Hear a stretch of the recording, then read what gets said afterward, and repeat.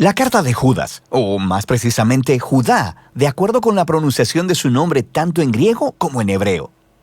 Judá era uno de los 4 hermanos de Jesús que se mencionan en los Evangelios.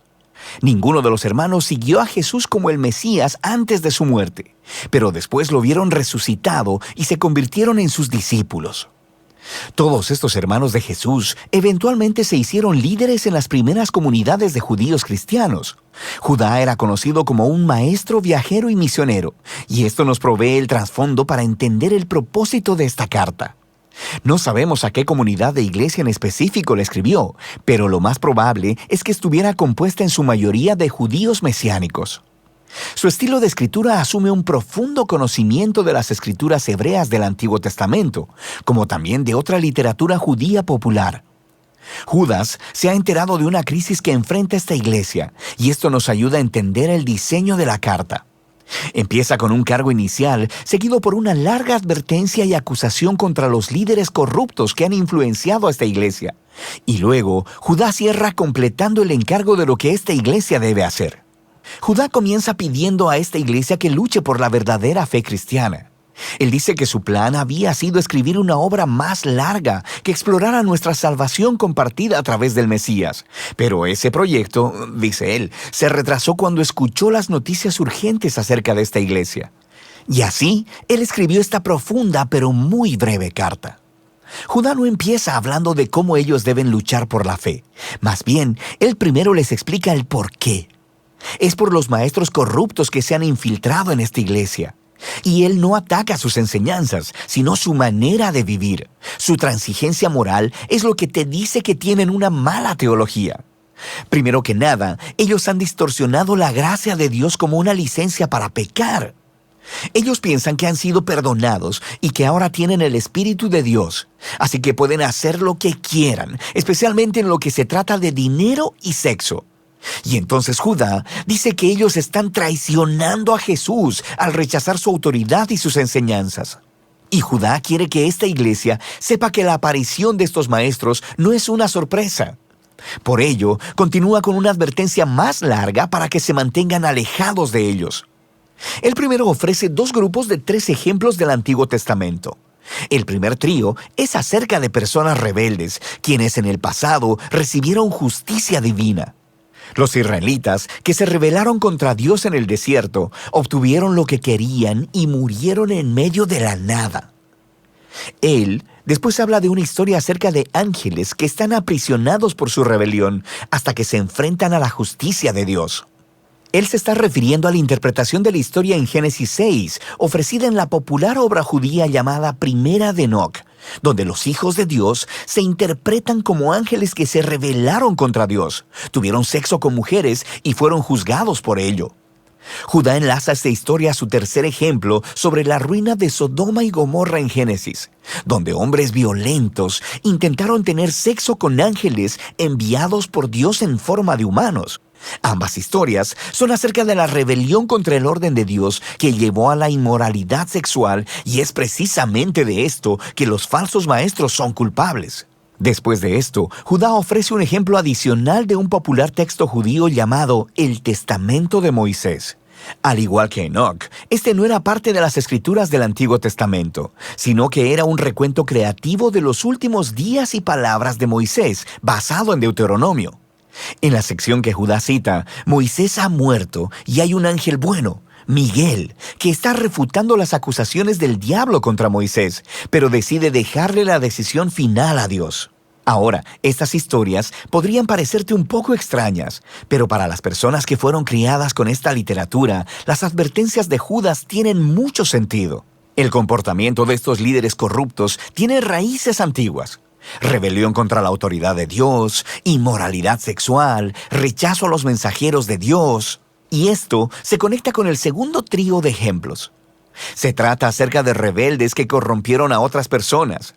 Caín mató a su hermano, pero luego se fue a construir una ciudad donde reinó la violencia. Balán el hechicero no pudo maldecir a Israel, así que lo sedujo a la idolatría y a corrupción moral.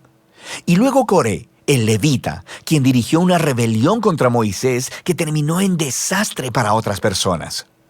Judá concluye con un segundo trío, con una avalancha de imágenes del Antiguo Testamento para describir a los falsos maestros. Ellos son como los pastores egoístas de Ezequiel, o como las nubes sin agua de Proverbios, o como las furiosas olas de Isaías. Su ensimismamiento traiciona su reclamo de ser seguidores de Jesús y crean caos a donde quiera que van. Judá concluye su advertencia citando otras dos advertencias, una antigua y otra reciente. La primera viene otra vez del popular libro de Primera de Enoc, que decía contener las visiones del antiguo personaje de Enoc en el libro de Génesis. Ahora, lo que es fascinante es que Judá cita al capítulo inicial de Enoc, que a su vez está citando alrededor de media docena de textos del Antiguo Testamento acerca del día final de la justicia de Dios sobre la maldad humana. Judá luego pone a la par de la antigua advertencia de Enoc una más reciente, proveniente de los apóstoles. Pedro, Juan, Pablo, todos predijeron que falsos maestros se levantarían y distorsionarían las buenas nuevas acerca de Jesús. Y ellos mismos se estaban haciendo eco de la temprana advertencia de Jesús acerca de esto mismo. Así que esta iglesia ya no necesita convencimiento. Deben lidiar con estos falsos maestros. Por lo que Judá continúa hacia el encargo final. Él toma su línea inicial acerca de luchar por la fe y desarrolla cómo lograrlo mediante un genial grupo de metáforas. Él describe a la comunidad de Jesús como el nuevo templo de Dios, así que ellos deben construir sus vidas sobre el fundamento de la santísima fe que se refiere al mensaje central de buenas nuevas sobre la vida, muerte y resurrección de Jesús por nuestros pecados. Sobre ese fundamento, la iglesia debe edificarse a sí misma, mediante la dedicación a la oración y consagrarse al amor de Dios a través de la obediencia. Y la integridad de este edificio se mantendrá al estar alertas al regreso de Jesús, cuando traerá su justicia y misericordia. Y al hacer esto, se ayudarán unos a otros en permanecer fieles a Jesús. Judá entonces concluye adorando al Dios quien protegerá a su pueblo y los librará de caer alejándose de su gracia. La breve carta de Judá es poderosa y a la vez confusa para muchos lectores modernos, quienes se preguntan por qué el autor cita textos que hoy no se consideran parte de la Biblia hebrea, como Primera de Enoc o el Testamento de Moisés. Es importante recordar que la cultura judía de ese tiempo estaba inmersa en textos religiosos. Jesús, su familia y todos los cristianos judíos tempranos crecieron leyendo la Biblia hebrea junto con muchos libros que se basaban e inspiraban en las Escrituras. Y sabemos que había debates antiguos acerca de si estos libros debían ser considerados como escrituras o no. Pero a pesar de eso, siguen siendo importantes. Un libro no tiene que estar en la Biblia para decir un mensaje importante al pueblo de Dios, y así eran muchos textos judíos de ese periodo. Hoy se conocen como colecciones apócrifas, también conocidos como deuterocanónicos, junto con los pseudoepígrafos. Y todos estos se preservaban y leían en las comunidades judías cristianas. Eran tratados con mucho respeto. Esto no significa que hubieran sido seleccionados como parte de la Biblia hebrea, pero sí son parte de la tradición bíblica. Y así Judá, que conocía a sus lectores, sabía que ellos valorarían las palabras de Primera de Enoc y las usó para comunicar su mensaje, que es este. La gracia de Dios a través de Jesús demanda una respuesta de toda la vida, no solo asentir intelectualmente. Nota que Judá no critica ni se enfoca en la teología de los maestros, sino en su manera inmoral de vivir, la cual niega a Jesús.